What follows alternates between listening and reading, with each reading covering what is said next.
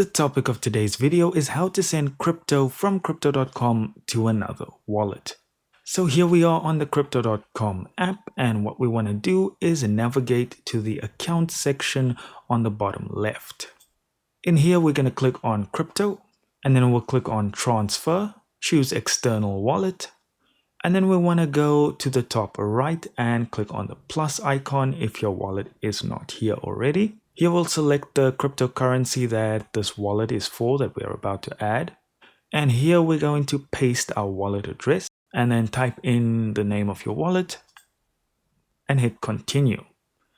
Here we'll just say, yes, I trust this address, and it'll prompt you to sign in or use your passkey. And now your new wallet should pop up.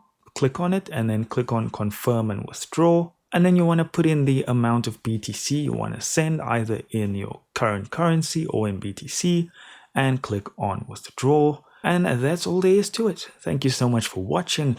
Do consider liking and subscribing, and I'll see you in the next video.